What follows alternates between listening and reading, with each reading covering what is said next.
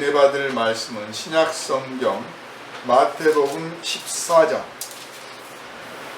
제가 가진 성경으로는 24쪽입니다. 신약 24쪽, 마태복음 14장 22절에서부터 33절까지 말씀입니다. 예수께서 즉시 제자들을 제초하사 자기가 무리를 보내는 동안에 배를 타고 앞서 건너편으로 가게 하시고, 무리를 보내신 후에 기도하러 따로 산에 올라가시니라. 저물매 거기 혼자 계시더니 배가 이미 육지에서 수리나 떠나서 바람이 거스름으로 물결로 말미암아 고난을 당하더라. 밤 사경에 예수께서 바다 위로 걸어서 제자들에게 오시니, 제자들이 그가 바다 위로 걸어 오심을 보고 놀라 유령이라 하며 무서워하여 소리 지르거늘, 예수께서 즉시 이르시되 안심하라, 나니 두려워하지 말라. 베드로가 대답하여 이르되 주여, 만일 주님이시거든 나를 명하사 물 위로 오라 하소서 하니, 오라 하시니 베드로가 배에서 내려 물 위로 걸어서 예수께로 가되 바람을 보고 무서워 빠져가는지라 소리 질러 이르되 주여 나를 구원하소서 하니, 예수께서 즉시 손을 내밀어 그를 붙잡으시며 이르시되 믿음이 작은 자여 왜 의심하였느냐 하시고, 배에 함께 오름에 바람이 그치는지라 배에 있는 사람들이 예수께 절하며 이르되 진실로 하나님의 아들이로소이다 하더라. 아멘. 이 시간은 나를 명하사 물 위로 오라 하소서 하는 제목으로 함께 은혜 나누도록 하겠습니다. 기도합니다. 걸어가신 주님, 이 시간 오직 주님의 말씀을 우리가 함께 나누고자 하오니, 오직 주님께서 성령을 우리에게 부어주시고 말씀 가운데서 역사하시며 지혜와 지식을 얻게 하시고 믿음을 세게 할 수 있도록 인도하여 주시며, 풍성한 영감으로 말미암아 감사와 찬송을 드리기에 조금도 부족함이 없게 하시고, 하나님의 살아 운동하는 생명력 있는 이 말씀에 사로잡힌 바 되어서 내 삶이 아니라 말씀의 삶이 우리들의 삶에서 이루어지기까지 순종하여 하나님께 영광을 돌리는 풍성한 열매를 거두게 하여 주시옵소서. 오늘은 나를 명하사 물 위로 오라 하소서 하신 제목으로 함께 은혜를 나누고자 하오니, 베드로가 고백했던 이 신앙의 고백 속에서 우리가 주님을 만나게 하시고, 그날 그 현장 속에 우리가 있지는 못했지만 그때의 그 감동과 감격을 함께 맛보게 하여 주옵소서. 우리를 구원하신 예수 그리스도 이름으로 간절히 기도하옵나이다. 아멘. 할렐루야. 아멘. 오늘 본문의 사건이 일어나기 전에 세례 요한이 붙잡혀서 죽었습니다. 마태복음 14장 1절부터서 보자면 그런 사건이 기록되어 있습니다. 그리고 그 이야기를 들으시고 예수님께서 이렇게 들판으로 나가신 거예요. 예수께서 움직이시니까 많은 사람들이 따라왔습니다. 왜 들판으로 가셨을까? 왜 그래야만 했을까? 사실 이유를 모릅니다. 그러나 분명히 세례 요한이 죽었다고 하는 소식을 듣고 행동을 하셨어요. 그게 그런 의미가 없다면 본문에 그렇게 기록할 필요가 없어요.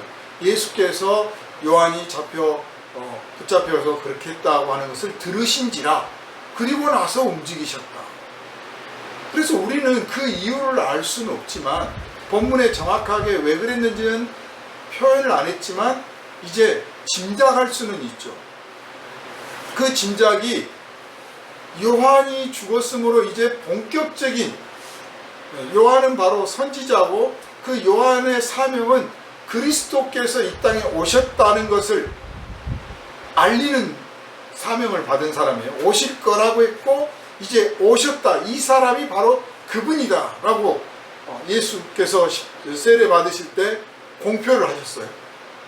그리고 나는 이제 물러나야 된다. 그리스도가 오셨으니 나는 그분의 신발끈을 매는 역할도 감당할 수 없는 보잘것없는 사람이다. 이렇게 해서 그리스도의 등장을 예고를 했습니다. 그리고 이제 요한이 죽었으므로 그리스도께서 이제 본격적으로 자기 정체를 드러내셔야 되는 거예요. 그 전까지는 물론 예수님이 공생애를 시작하셔서 다니시면서 제자들을 불러 모으시고 가나 혼인잔치에서 기적도 행하시고 아무튼 여러 가지 기적들을 나타내 보이셨어요. 그런데 당신이 하나님의 아들이시다고 하는 것, 그거는 아직 본격적으로 드러내신 거는 아니에요. 그 이전에 구약 성경에도 보면 엘리야라든지 엘리사라든지 그 하나님의 선지자들이 정말 놀라운 기적들을 행했습니다. 4,000명을 빵 한 조각으로 나눠서 먹였다든지 뭐 비가 오게 한다든지 그런 기적들을 행하였고 죽었던 아이도 살려내기도 하고, 그래서 선지자도 그 정도는 할 수 있는 거죠. 그러나 그 이상의 어떤 것을 했을 때 선지자 차원이 아니라는 것을 알게 되는데, 바로 이제 본격적으로 그것을 드러내려고 하신 게 아닌가라고 짐작을 하는 겁니다. 그래서 사람들은 많은데 먹을 것은 없고, 그래서 예수께서 광야에서 오병이어의 기적을 베풀었어요. 말 그대로 오병이어, 보리떡 5개와 물고기 2마리 가지고 5,000명을 먹이신 거예요. 그 5,000명을 먹이신 그 사건에 대해서는 이제 나중에 또 기회가 있으면 말씀을 드리도록 하겠습니다만은, 일단 그런 사건이 일어난 뒤에 이 제자들은 얼마나 흥분됐을까요? 야, 우리 예수님 정말 못하시는 게 없구나. 이분 곁에 있으면 굶어 죽을 일이 없겠구나. 이렇게 생각을 했고, 정말 하나님의 나라가 이분을 통해서 이루어지겠구나. 이분이야말로 이 백성들에게 진짜 필요한 왕이다. 이분이 왕이 되시면 굶어 죽을 사람 없는 거예요. 오병이어의 기적을 행할 수 있는데 식량이 좀 모자라면 어떻습니까? 사실 그때 당시에 예수님이 활동하던 그때 당시에 역사적인 이 자료들을 보면 국민의 70%가 빈민이었습니다. 하루 2끼 먹으면 잘 먹는 거였어요. 그 2끼도 뭐 제대로 된 식사를 하는 게 아니에요. 땅이 그렇게 풍족한 상태도 아니었고, 또 좀 식량을 거둔다고 할지라도 로마의 지배 아래 있어가지고 로마가 뺏어가고, 또 제사장 계급들이 또 11조 바쳐라 뭐 해서 또 가져가고, 또 왕도 있잖아요. 그러니까 왕한테 또 바쳐야 돼요. 로마가 헤로드 왕을 세운 것은 통치를 편하게 하려고도 할 계획이었지만, 자기들이 직접 욕먹는 것보다는 헤로드 왕을 통해서 뭔가를 하면 헤로드 왕이 욕은 다 먹는 거예요. 그런 그 갈라치기 전략도 되지만, 또 한편으로는 이 백성들에게 힘이 모아지지 않도록 하려고 하는 의도도 있었습니다. 식량이 좀 넉넉하고 경제사정이 좋아지면 힘이 모아지고, 그 힘이 모아지면 로마에게 맞서는 거죠. 그래서 계속 궁핍하게 만들어 놔야 그저 노예처럼 복종하게 되는 것이고, 그리고 더 심해지면 이제 차라리 우리를 종으로 삼아주세요. 그렇게 될 거란 말이에요. 그래서 자발적으로 종이 되는 게 자발적으로.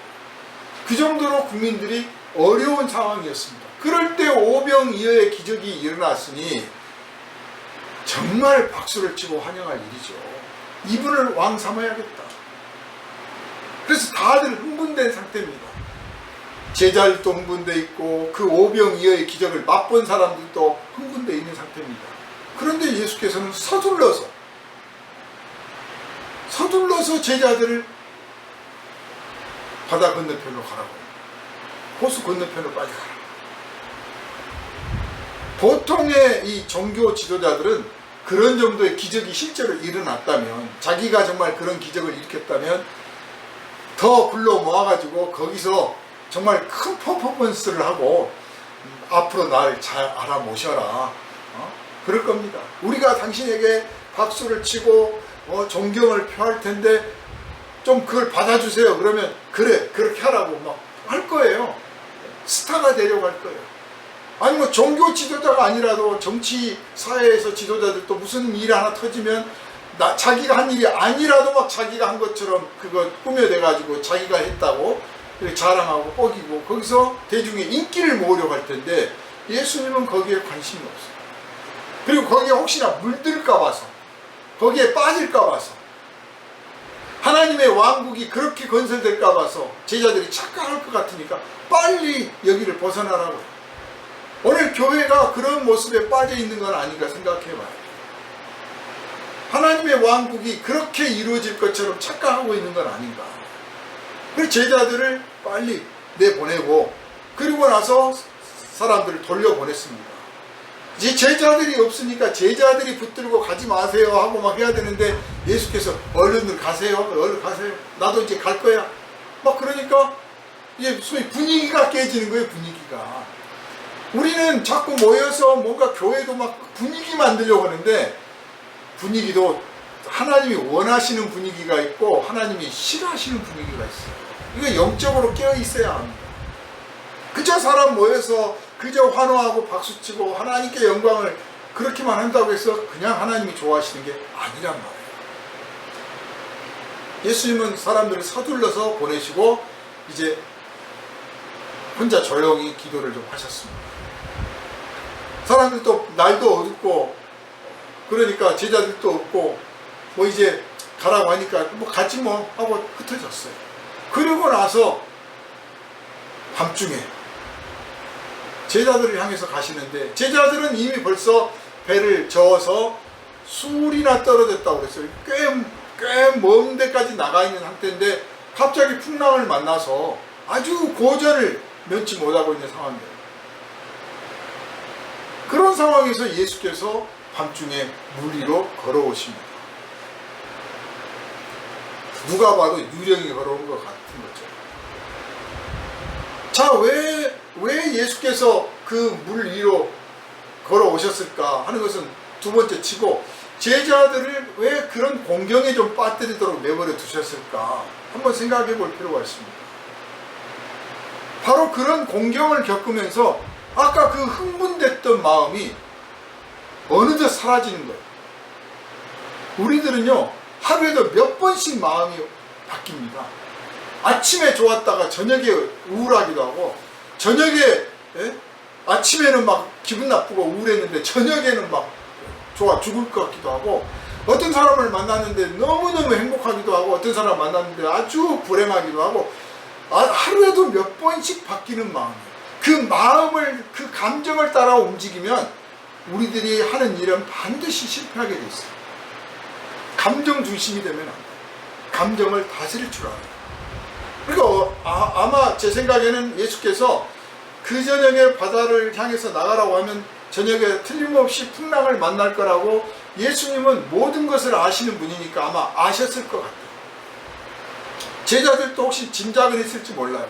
그런데 풍랑을 막상 만나니까 정말 당황스럽고 무섭고 정말 불편한 거예요. 그래서 아까 그 오병이어의 기적을 보고 예수님이 왕이 되셔야 되고 우리가 그분의 왕국이 세워지면 우리가 또 한 자리 할 거 아니냐 했던 그 들떴던 마음들은 다 사라지고 야 이거 죽는 거 아니냐 여기서 죽나 보다 이거 어떻게 해결하나 우리 예수님은 언제 오시나 왜 이 저녁에 여기를 가라고 하셨을까 등등 별의별 생각을 다 하면서 지금 그 현실 위기를 극복하려고만 하고 있었을 거예요.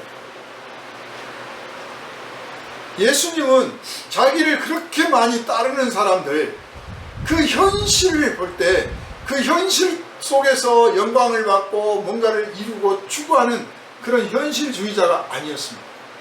늘 말씀드리자면 계속 반복하지만 현실주의가 되면 우상숭배를 하게 돼 있습니다. 현실을 중시하면 우상숭배를 하게 돼 있어요. 그렇다고 현실을 도외시하라는 게 아니에요. 현실을 직시하되 현실에 빠지지 않고 현실을 만질 줄 알아요. 내 삶을 내가 경영하려고 해야지 내 삶에 내가 빠져들면 그냥 어디가 어딘지 모르게 끌려가게 돼요. 또 감정에 끌려가게 되거나 아니면 현실의 문제에 끌려가게 돼요. 그런데 내가 현실을 경영하려고 하고 내 자신을 내가 경영하려고 하고 다스리려고 하면 내가 내 삶을 직시하게 되고 주님께서 원하시는 우리 그리스도인의 삶이라는 게 그겁니다. 그래서 예수께서 그 현실에 빠져들지 않고 제자들도 그 현실에 빠져들지 않도록 빨리 여기서 벗어나라고 했던 거고, 그 벗어나서 풍랑을 또 만나니까 그 아까까지 우쭐거렸던 마음이 벌써 감정이 흔들려가지고 이제 죽나보다, 이거 어떻게 하냐, 막 별거 아닌 거예요. 그런 모습을 옆에서 보면 그들이 뭐 예수님의 제자니 예수의 그 권능을 보았느니 뭐 했던 것들이 무슨 의미가 있나, 아무 소용없다고 느껴질 수가 있을 만큼이에요. 예수님은 그러한 자신들의 모습을 직시하기를 원했다. 우리에게 고난이 닥친다, 왜 나한테 고난이 닥치냐 그러지 말고, 그래, 고난, 인생이라는 게 고난을 받기도 하고 때로는 즐겁기도 한 것이 인생이다 하고 직시할 줄 알아요. 그리고 이 고난을, 즐거움을 주셨을 때 내가 누렸듯이 이 고난을 또 내가 누리면서 이 고난을 극복해 나가고, 또 때로는 이 고난을 즐기면서 내가 한번 통과하리라, 이렇게 담대한 마음을 가지며 인생을 정면으로 맞이하는 그런 삶을 되기를 주님이 원하신 것입니다. 제자들은 감정에 빠졌습니다. 무섭습니다. 두렵습니다. 그래서 우리 감정을 사실 믿지 마세요. 되게 감정을 되게 믿어요. 느낌 믿고. 신앙이 좀 성숙했다고 하는 사람들도 때로는 자기 감정, 자기 느낌에 빠져드는 사람들이 많아요. 그걸 의지해요. 그런데 하루에도 몇 번씩 바뀌는 거예요. 그래서 오늘 슬프다고 해서 우려할 거 없어요. 내일 즐거울지 누가 합니까? 내일 나한테 예상하지 못한 즐거움이 찾아올지 누가 알겠어요?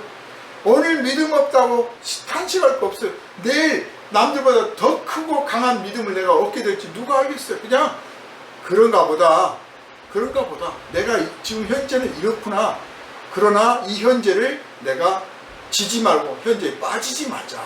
그런 마음만 가지고 있으면 여러분은 그리스도께서 원하시는 대로 순종해서 이끌림 받아 하나님께서 기뻐하시는 영광의 길로 들어가게 될 줄로 믿습니다.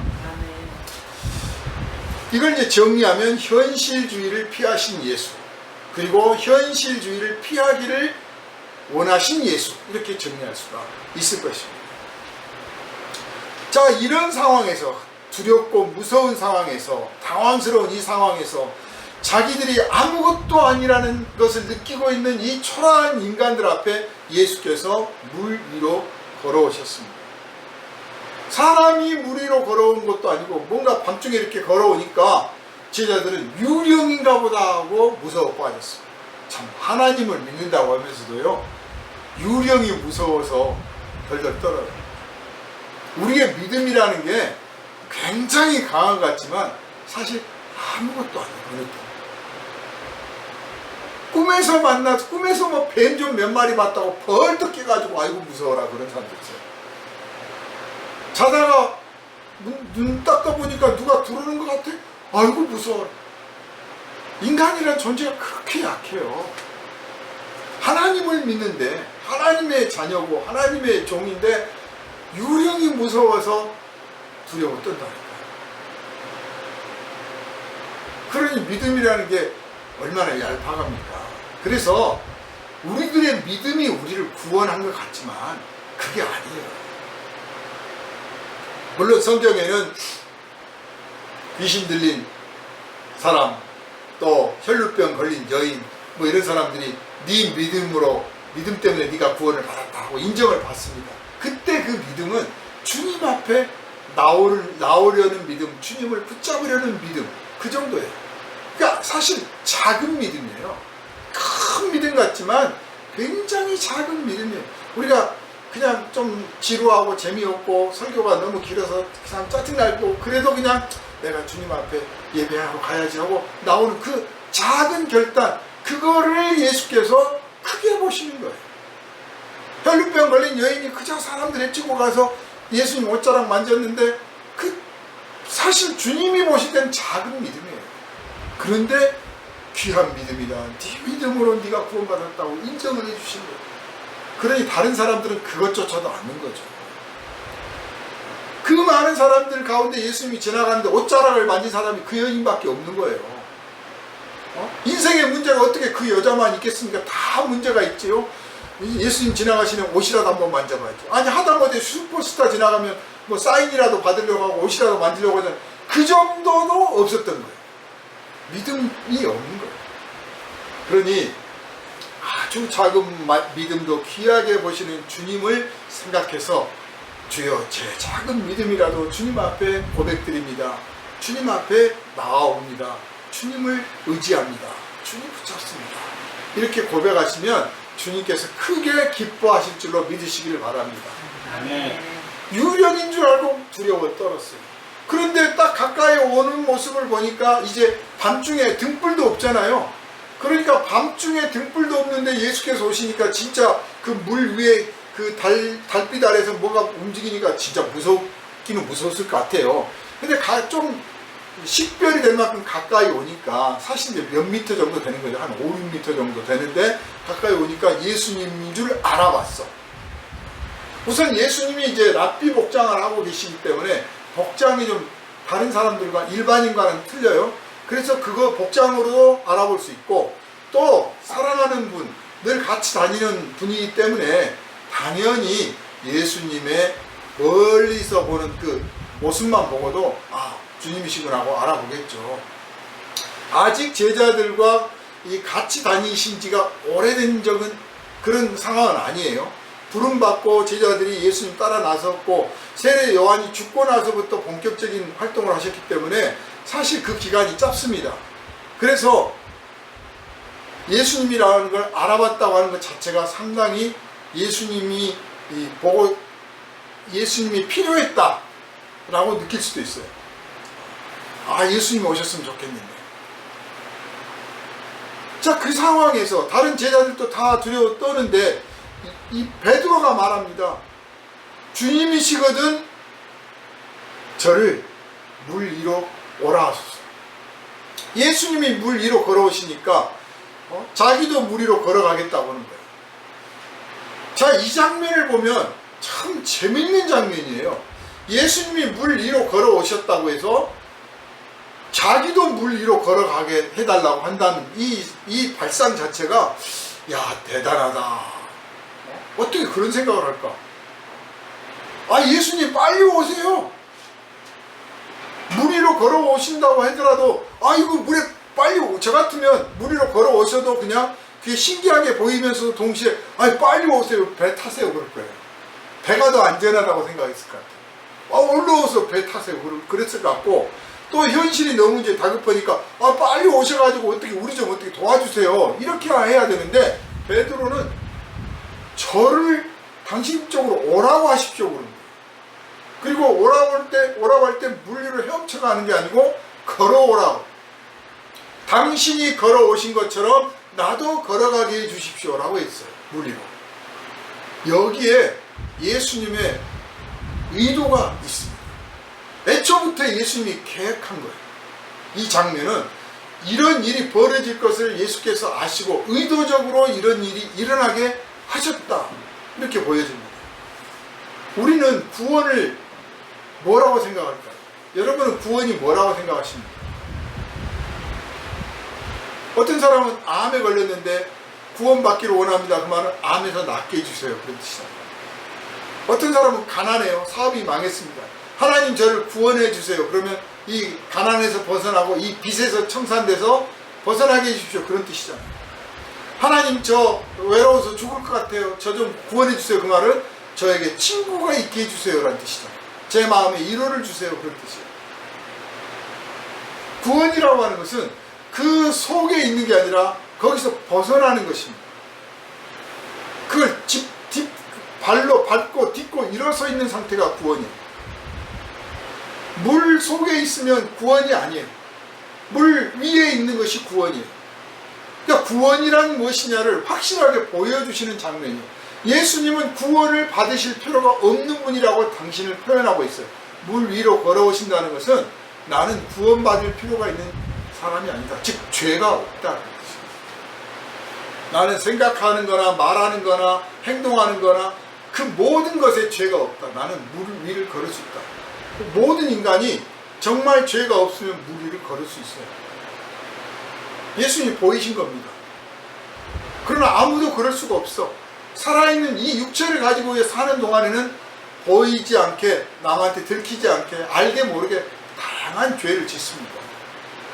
완전히 100% 하나님 뜻에 순종할 수가 없습니다. 그래서 연약한 중에 있는 거예요. 늘 기도하고 늘 의지하고 늘 주님의 도우심이 필요한 존재들이죠.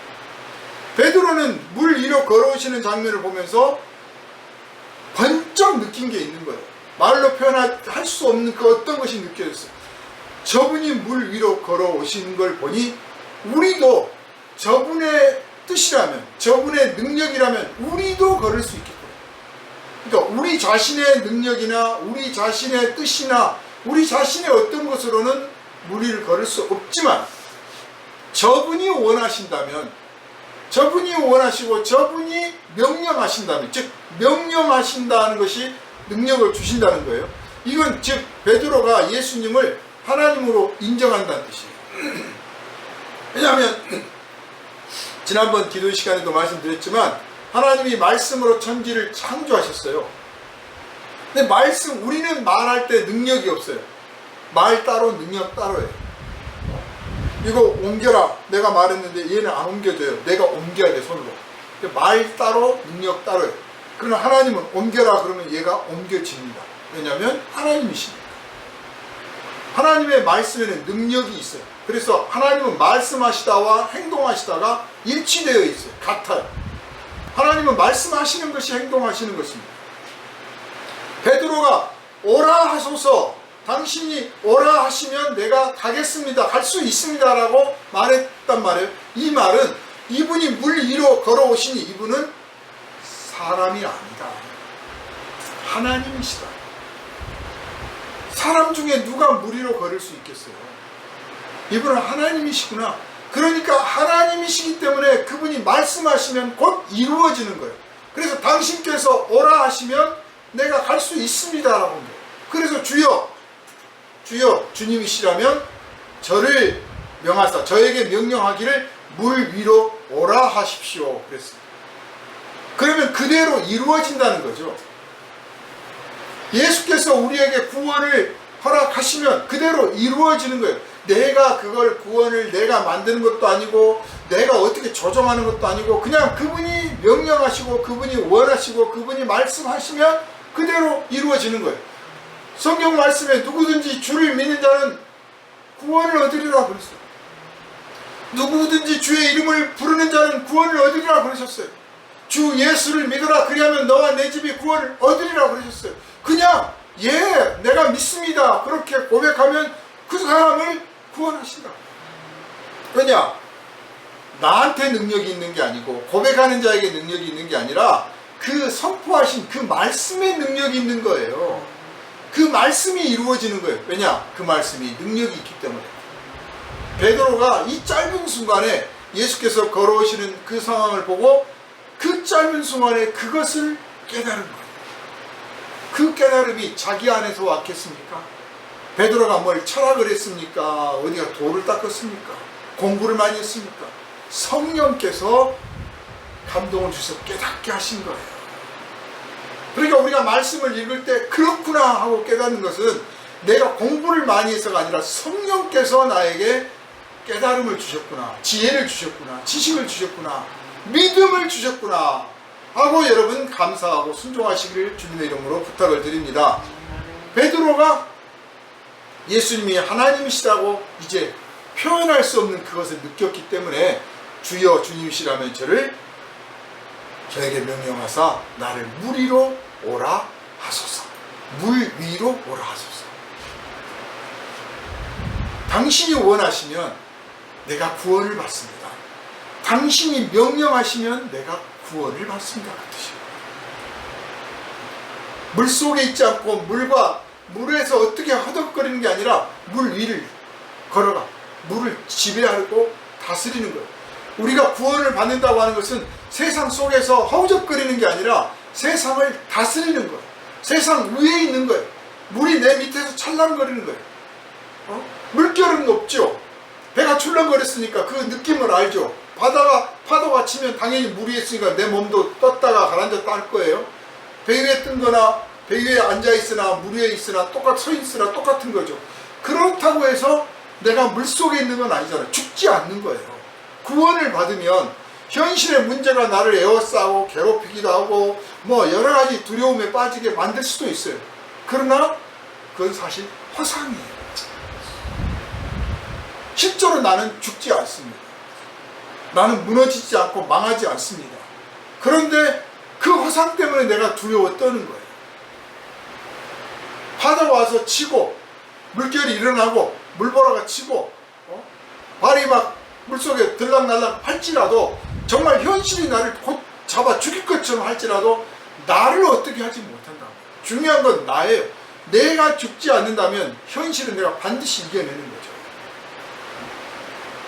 제 아무리 잘난 사람도 죽게 되면 그 모든 것이 다 자기 것이 아니에요. 허사예요.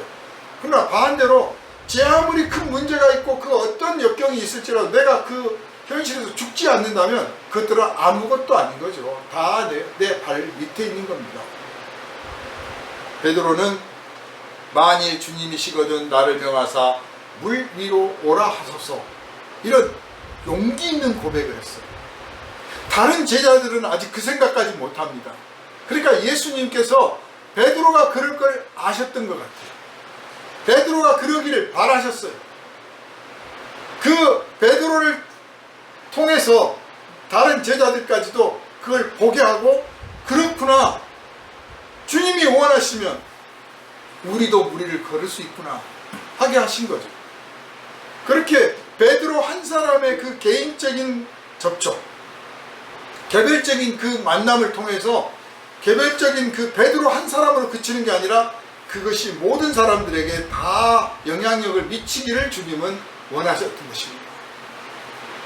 베드로 한 사람의 믿음으로 끝나는 게 아닌 거죠. 전체의 믿음으로 완성이 되는 거예요.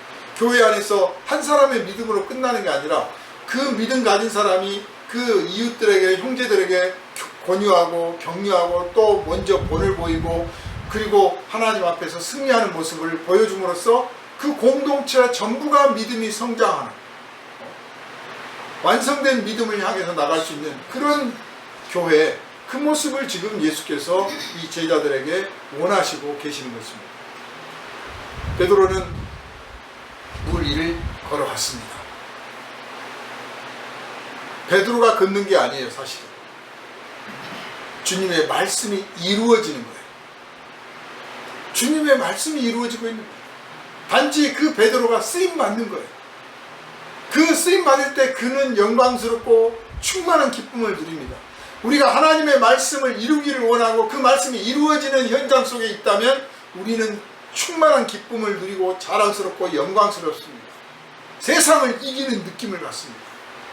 그러나 내 뜻을 이루고 내 욕망을 이루고 내가 가진 것을 실현시키면 잠깐은 우쭐거리고 자랑스러울 수 있지만 금방 시들어지고 또 다른 사람들과 비교해서 내 것이 그렇게 뛰어나지 못하구나 하고 또 초라하게 느낄 때도 있습니다.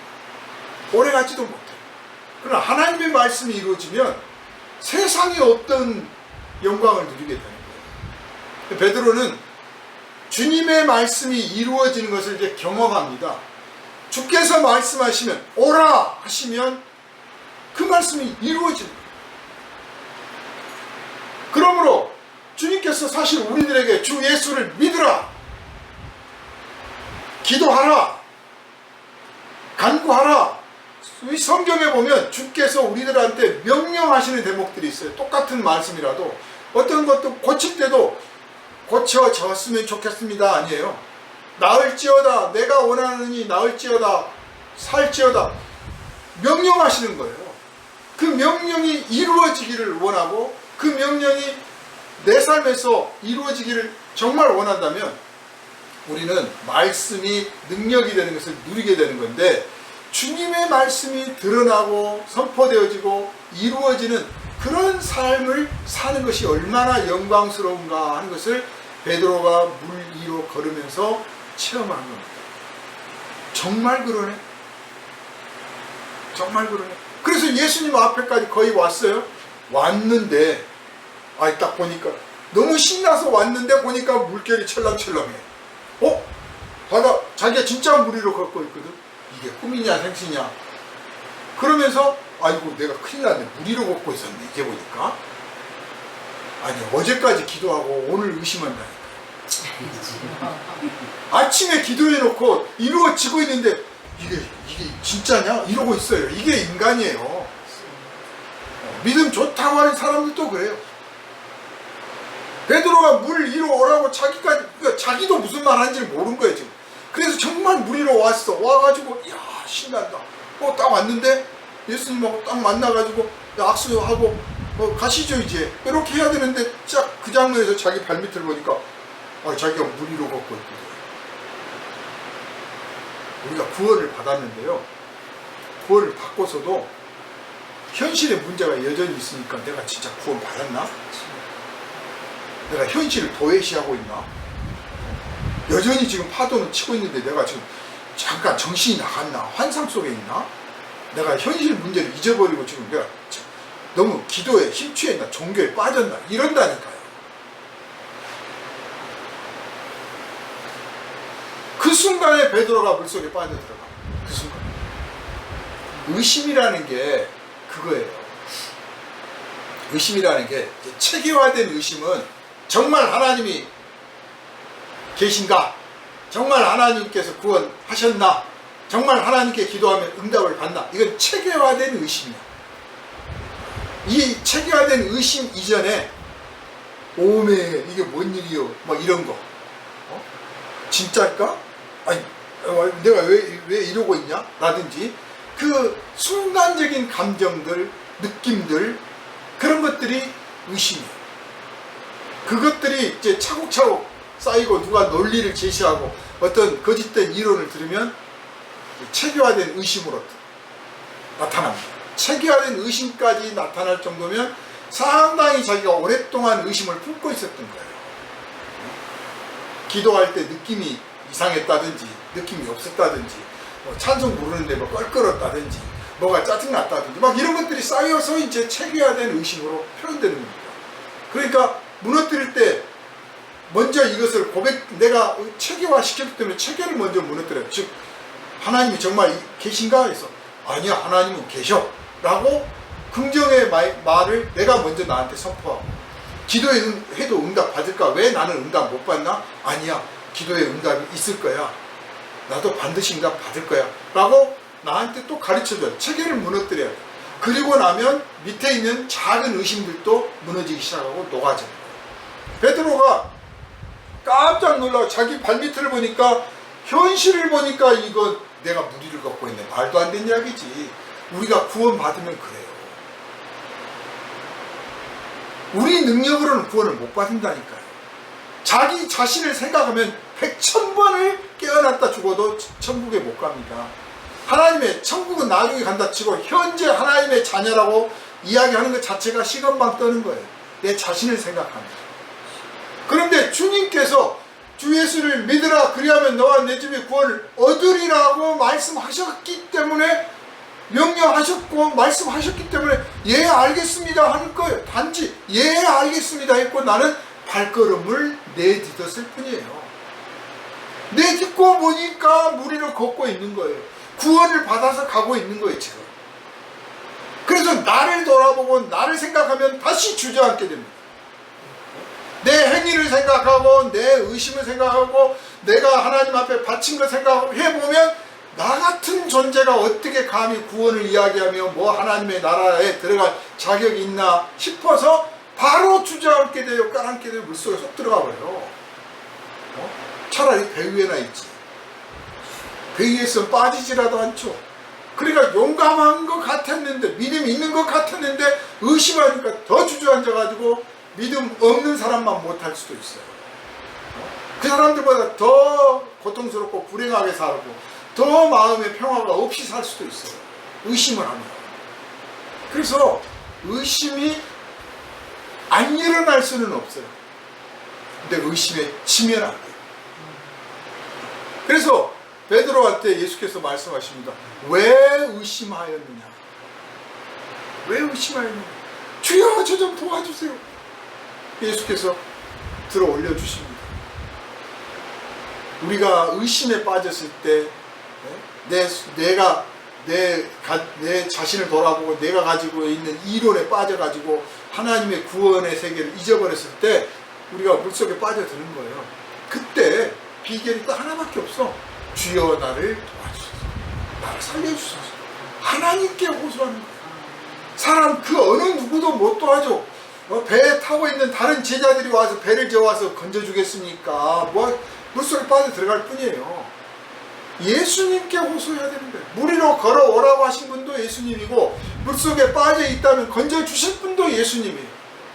그러니까 내가 시험에 들었구나, 내가 의심에 빠졌구나, 내가 지금 근심과 걱정 속에 있구나, 내가 내 이론에 묶여 있구나, 내가 내 삶에 몰입돼서 헤어나지 못하고 있구나 라고 생각이 든다면 다른 데 호소하지 말고 스스로 해결할 방법 찾지 말고 해결할 수도 없어요. 주님 저를 도와주십시오, 풀어주세요.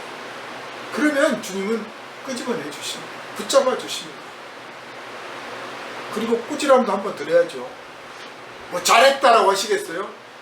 아이고 불쌍해라만 하시지 않고 왜 의심하였느냐 야단도 한번 맞아야 돼.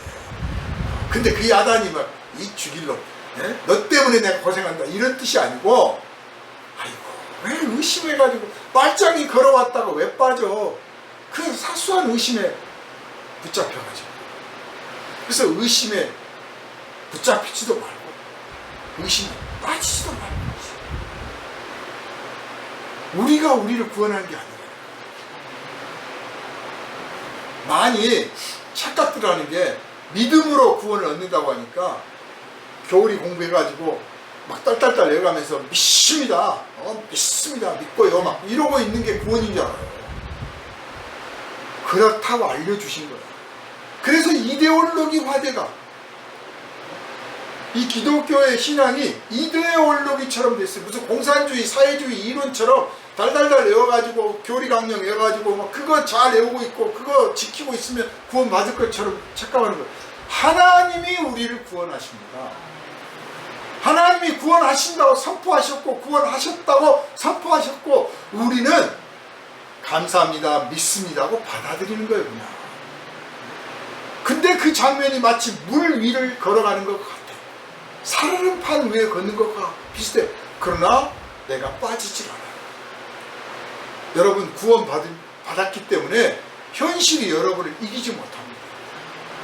육신을 좀 아프게 할 수 있고 조금 마음의 감정에 상처를 받을 수도 있어요. 사람 때문에, 돈 때문에 뭐 이것저것 해서 상처도 받고 뭐 할 수 있지만 여러분의 영혼, 이 중심에 있는 여러분의 그 영혼을 어쩌지를 못해요. 하나님이 딱 보호하고 계셔, 지키고 계셔. 그러므로 흔들림 없이 담대하게 주님을 향해서 걸어 나가시기를 주님의 이름으로 축원합니다. 아멘. 우리 성도들한테 제가 꼭 드리고 싶은 말씀이 이거예요. 의심에 빠지지 말자. 믿음이 강한 사람도 믿음이 약한 사람도 사탄은 시험합니다. 그 시험할 때 방법이 몇 가지 딱 정해져 있어요. 하나는 핍박, 하나는 유혹, 그리고 하나는 의심이에요. 선악과를 따먹을 때도 마찬가지였잖아요. 보니까 뭐 먹음직스럽고 좋아, 다 좋아. 그런데 그 마음속에서 갈등이 조금씩 일어나고 있는 것을 사탄이 와서 야 정말 먹어도 되냐 뭐 등등 해서 결국 결론을 내게 만들잖아요. 우리들 안에 의심이 조금 올라오면 그 의심을 걔들이 탁 던져서 그걸 낚아채는 거예요. 낚아채. 떡밥이에요, 떡밥. 여러분 의심에 빠지지 마세요. 그리고 의심에 빠져 있는 사람이 있으면 비난하지 말고 아, 이 사람이 의심에 빠졌구나. 기도해주고 격려해주고 또 나는 물 위에 있잖아요. 나는 의심에 안 빠졌잖아요. 그러니까 같이 붙잡아서 끄집어 올려줘야 돼요. 같이 의심에 빠져가지고 같이 물속에 까놓지 말고 끄집어 올려주면서 무심하지 마세요. 담대하세요. 오늘은 내가 끄집어 올려주고 내일은 내가 또 빠져들고 있으면 또 그 사람이 끄집어 올려주고 그래서 혼자보다는 둘이 셋이 나은 거예요. 교회가 그 역할을 하는 거예요. 혼자 믿음 생활 할 수 있어요. 광야에서 혼자도 살아도 돼. 그렇지만 내가 의심이 들 때, 사람이 살면서 의심이 수없이 오는데 그때 누가 나를 격려해주고 이끌어주냐.